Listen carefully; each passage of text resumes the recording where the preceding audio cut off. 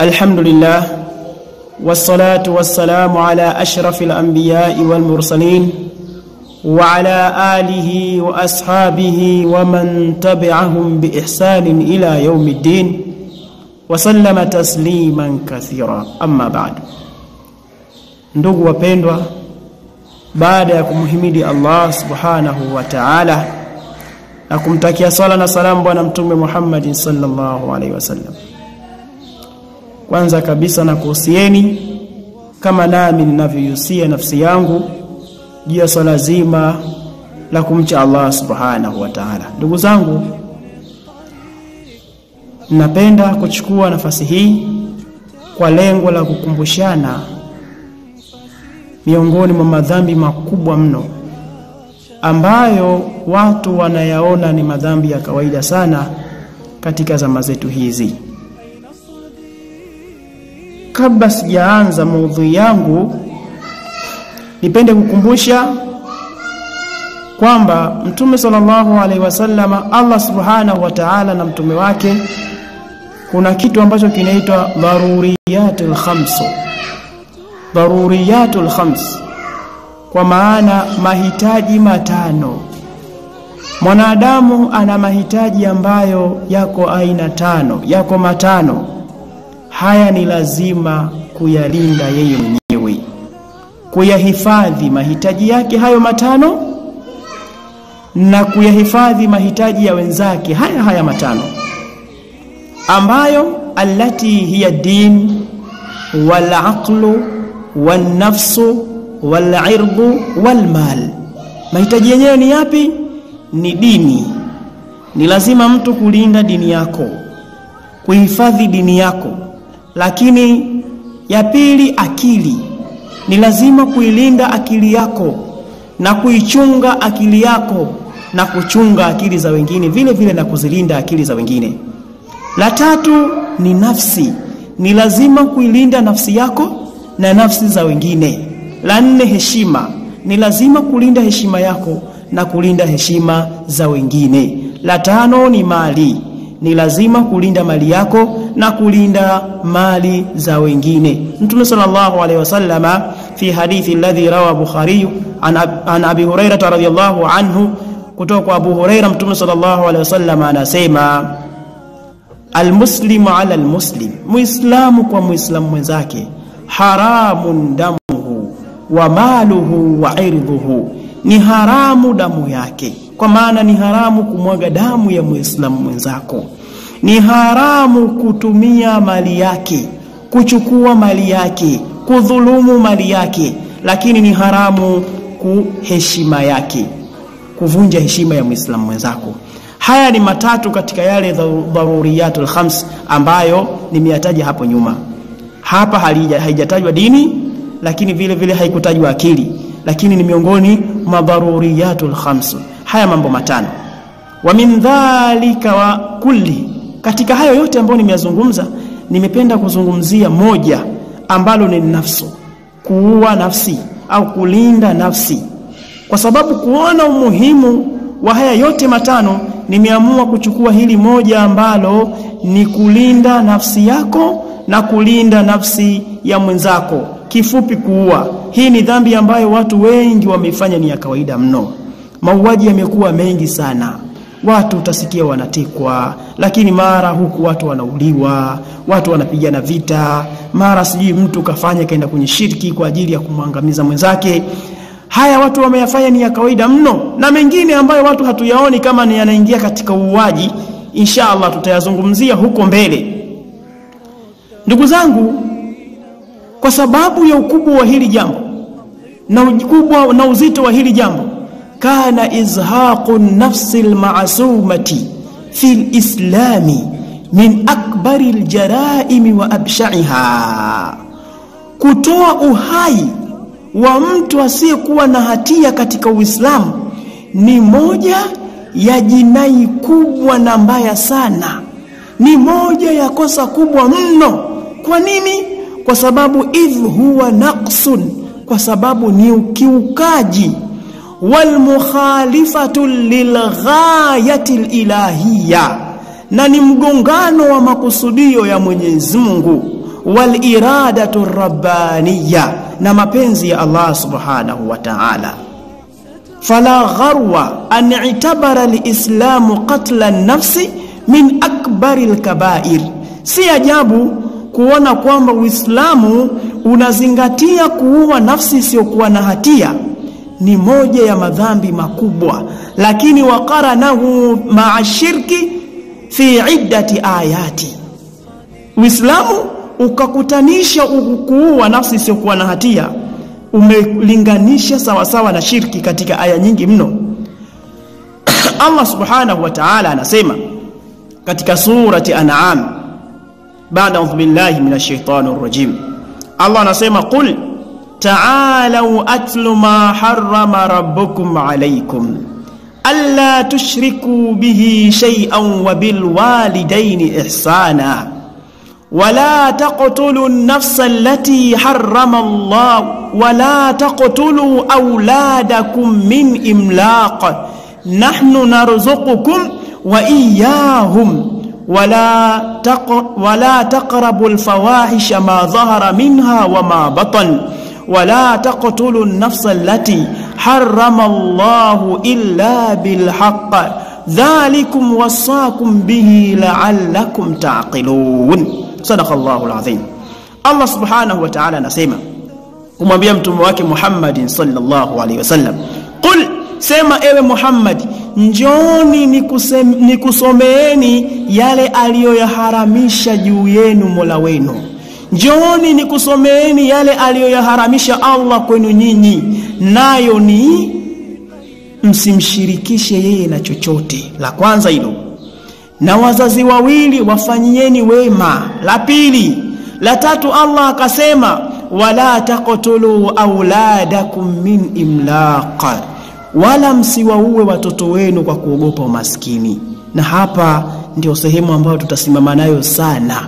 Allah anasema wala msiwaue watoto wenu kwa kuogopa umasikini, kwa sababu nahnu narzuqukum wa iyahum, sisi ndio tunaowaruzuku nyinyi, tunakuruzukuni nyinyi na wao.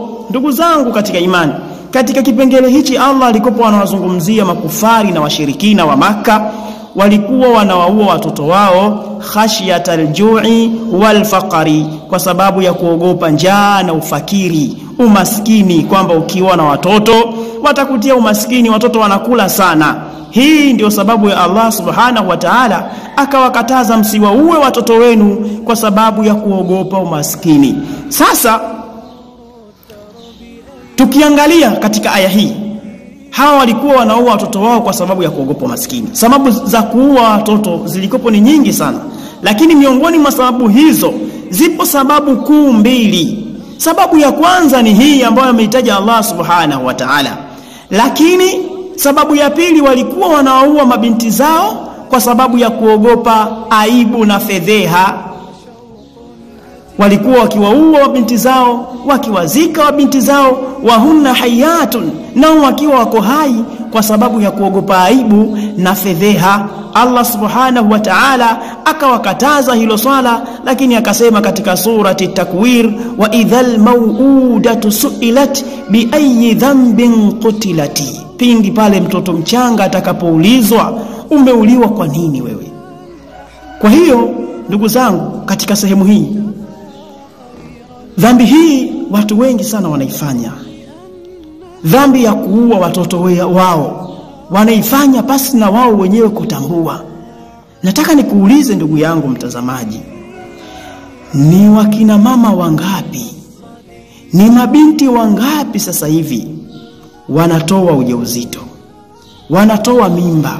Kwa nini wanatoa mimba zao? Wanatoa kwa sababu wanasema maisha magumu, umaskini, ufakiri, hali ngumu, mtoto nitapata atakula nini? Mwisho wa siku anaitoa mimba ya miezi 4, mimba ya miezi 3, mimba ya miezi 2. Au mtu anatoa mimba kwa sababu mtoto wangu huyu bado mdogo, ananyonya na mwaka mmoja. Sasa kwa nini nimtese mwanangu? Ni bora nimtoe huyo aliyokuwa tumboni. Mtu anatoa dhambi hii, anaona ni dhambi ya kawaida mno. Inna lillahi wa inna ilaihi raji'un. Hivi cha kujiuliza ndugu zangu katika imani, hivi huyu ana tofauti gani na yule aliyemuua mtoto wake? kwa sababu ya kuogopa umasikini na ufakiri, kwa sababu ya kuogopa fedheha kwamba watu watancheka mimi nimembebea mwanangu akiwa ni mdogo. Ana tofauti gani mwanamama huyu aliyetoa ujauzito kwa sababu ya kuogopea aibu, aliyetoa ujauzito kwa sababu ya kuogopea umaskini? Ana tofauti gani na huyu ambaye aliyoambiwa na Allah, wala taqtulu auladakum min imlaq? Katika aya nyingine surati Isra'i Allah anasema wala taqtulu auladakum khashyata imlaq nahnu narzuquhum wa iyyakum inna qatlahum kana khita'an kabira. Allah anasema wala msiwaue watoto wenu kwa sababu ya kuogopea umaskini. Sisi ndio ambao tutawaruzuku wao, tunaowaruzuku wao na nyinyi.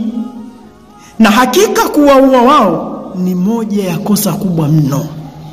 Sasa wewe mtoaji mimba, wewe kwa sababu ya kuogopea umaskini, wewe mtoaji mimba, wewe kwa sababu ya kuogopea aibu kwamba mtoto wako ana miezi 8, umebeba mimba nyingine ukaamua kuitoa, una tofauti gani na huyu aliyokatazwa na Allah asiwaumue mtoto wake, na huyu aliyekuwa anamzika mtoto wake akiwa ni mchanga? Una tofauti gani wewe na yeye? Au kwa sababu wako yuko tumboni, huyu anaonekana na jamii?